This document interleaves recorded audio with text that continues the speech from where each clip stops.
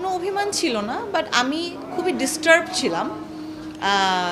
যারা আমাকে আমার এই সিচুয়েশনটা ক্রিয়েট করেছে, আমি মেহজাবিনের বিয়ে নিয়ে যেখানে তুমুল আলোচনা হচ্ছে, সেখানে আরেকদিকে নাম উঠে এসেছে আনিকা কবির শখের।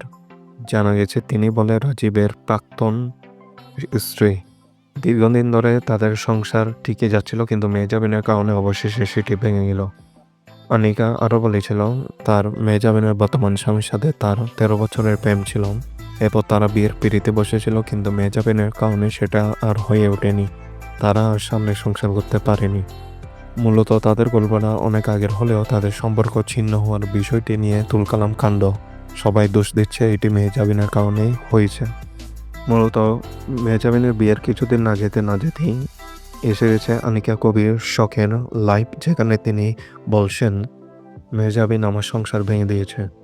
এছাড়াও তাদের প্রেমের একটি লাইভও হয়েছিল 2013 সালে, যেটি জানান আনিকা কবির শখ। অথচ দুই নায়িকের এসব বিরূপ মন্তব্যে সব জায়গায় ছড়াছড়ি আলোচনার, কিন্তু আসল ঘটনাটা কি সেটা এখনও কেউ পুরোপুরিভাবে জানতে পারেনি।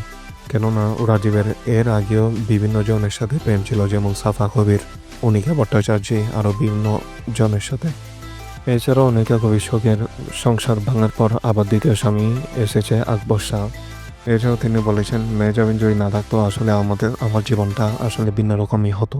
মূলত প্রকাশিত সাক্ষাৎকারে মেহজাবিনের বিরুদ্ধে বিভিন্ন ধরনের অভিযোগ তুলে এই মন্তব্যগুলো করেন আনিকা কবির শখ। এছাড়া তাদের দীর্ঘদিনের প্রেম ভালোবাসা এগুলো সব ধ্বংস করে দেয় মেহজাবিন, এগুলোই জানান লাইভে এসে এই অনিকা কবির শখ। মূলত এই নিয়ে কোনো মুখ খুলেনি কেউ, দর্শকবৃন্দকে কেউ জানায়নি এ পর্যন্ত, কিন্তু কয়েকদিন ধরে মেহজাবিনের বিয়ের পরে সব আলোচনা সামনে এসেছে। এগুলো নিয়ে তুমুল আলোচনা দিনের পর দিন হয়েই চলছে। প্রিয় ভিউয়ার্স, মেহজাবিনের বিষয়টি আপনাদের কেমন লেগেছে মন্তব্য করে জানাবেন। ধন্যবাদ।